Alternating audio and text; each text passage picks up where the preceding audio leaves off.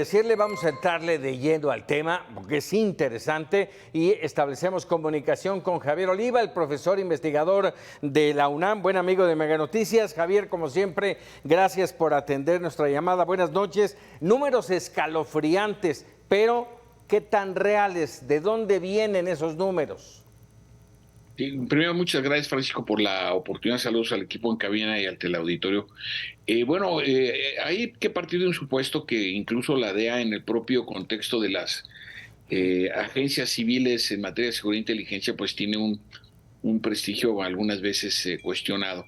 La otra que es muy importante compartirlo con nuestro público, Paco, es que estamos justo en el periodo en donde los responsables de las distintas áreas de la administración pública de Estados Unidos acuden a las correspondientes comisiones de trabajo, comités se llaman allá, para justificar sus presupuestos.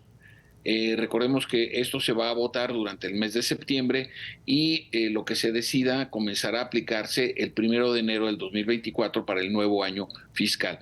Es decir, a mí me parece que si no tenemos estos elementos para analizar los números que presenta la directora, la primera mujer, por cierto, que es directora de la DEA, la agencia encargada contra el combate a las drogas, pues difícilmente vamos a comprenderlo, porque no solamente estarán estos funcionarios, sino también otros que corresponden a las áreas de transporte, educación, lo que fuere, ¿no?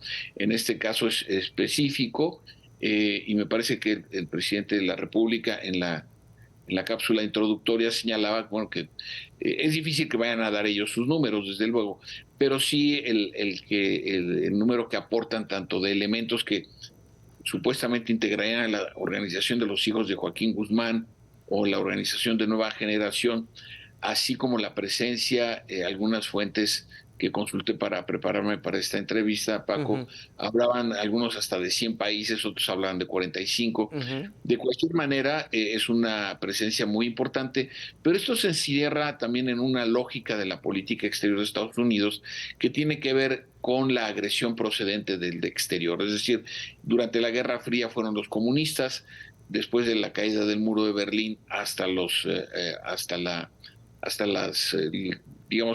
atentados del 2001, pues comenzaron a ser los terroristas, ¿no? Como los agresores, y hoy son los narcotraficantes. Es decir, siempre es la procedencia del exterior hacia los valores, el estilo de vida, la riqueza que tiene la sociedad estadounidense. No se trata de un asunto de si es algo positivo o negativo, sino que forma parte de la articulación de su política exterior, Paco. Este sería mi primer comentario. A ver, en ese entorno, Javier, y lo mencionaba yo hace un momento en mi comentario, es la utilidad política de las cifras, de los datos y del momento. Bueno, hay que recordar que cada 12 años coincide el proceso electoral presidencial en México y Estados Unidos junto con la elección del Congreso. Y desde la primera campaña electoral de Donald Trump por la presidencia de los Estados Unidos, el tema México se convirtió en un área propicia para que los diversos sectores políticos, medios de comunicación, del círculo académico, desde luego el empresarial, pues litigaran posiciones frente al aborto, el consumo de drogas, el tráfico de drogas, sin que necesariamente lo importante sea México, sino el consumo de esta información para generarse adeptos o poner en evidencia a sus rivales políticos. A mí me parece que lo que hoy estamos viviendo es justamente esa lógica, esta retórica, sin negar desde luego el esfuerzo que desde su perspectiva y en sus condiciones hace la DEA en el combate al tráfico de drogas, pero el hecho de que los datos o los posicionamientos que ellos señalen no quiere decir necesariamente que sean verdaderos. Hay que recordar que así se han procedido en varios juicios recientes importantes hacia funcionarios o exfuncionarios del gobierno mexicano y no necesariamente se ha probado lo que ellos han señalado como acusaciones. Este es mi segundo comentario.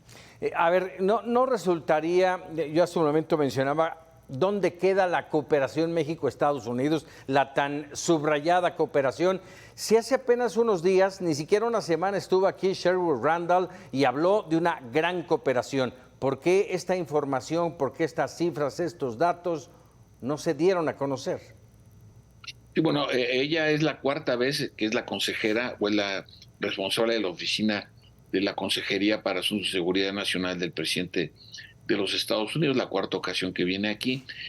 A mí me parece que esto va en una retórica, Francisco, que es preocupante, que viene por lo menos que se ha agudizado desde enero de este año, cuando dos representantes o diputados para nosotros de muy bajo nivel político, quiero decir, comenzaron con una propuesta de que hubiera una intervención armada de los Estados Unidos en nuestro país para contener la actividad de los criminales de las relacionados con el tráfico de drogas, particularmente el fentanilo. De ahí a la fecha, hasta este momento que estamos teniendo esta conversación, han habido distintas manifestaciones que apuntan justamente en esa lógica. Es evidente que los planteamientos dados a conocer hoy por la directora de la DEA, pues animan estos señalamientos de, si no de intervención, por lo menos de asumir posturas mucho más beligerantes respecto a lo que hace el gobierno mexicano en ese contexto. Oye, Pero lo que nunca escuchamos, Paco, es la autocrítica. Y ellos cómo le hacen para que la droga llegue hasta las estaciones del metro de Chicago o en los centros comerciales de Atlanta, ¿no? totalmente de acuerdo, totalmente de acuerdo con eso, pero sí acalambra, bueno, los casi 45,000 criminales a las órdenes de estos dos cárteles, los dos más poderosos de México y déjame decir que a lo mejor del mundo, pero bueno, más allá de eso, acalambra también el que se haya dicho, tenemos denuncias. Hemos puesto denuncias muchas veces ante el gobierno mexicano para el tema de los hijos del Chapo Guzmán y no se ha hecho nada. Sí, bueno, esto también resulta de un procedimiento penal que existe en nuestro país respecto de los Estados Unidos, en donde, por ejemplo, hay muchas críticas, Paco, sobre por qué no se ha desde Estados Unidos, por qué no se ha extraditado no solamente a Ovidio Guzmán en estos momentos, sino también a Rafael Caro Quintero, por ejemplo, no obstante el juicio que está en curso por el tema del asesinato de un agente de la DEA, precisamente, de Enrique Camarena. Entonces, hay que recordar que los convenios de extradición entre México y Estados Unidos, pues tienen también una lógica procedimental. Hay otro delincuente, Servando Gómez, que también está reclamado con fines de narcoterrorismo, pero como ese delito propiamente no existe en el derecho penal mexicano, pues no se le puede extraditar. Entonces, probablemente a algunos les parezcan sutilezas y molestas y molestos retrasos, pero pues obedecen también a una lógica propia de la aplicación de la ley. Caray, Javier Oliva, como siempre, agradecido de estos minutos para Mega Noticias. Gracias a ti, Paco, nuevamente, y que todas y todos tengamos un buen fin de semana. E igualmente, muchas gracias. 100 palabras.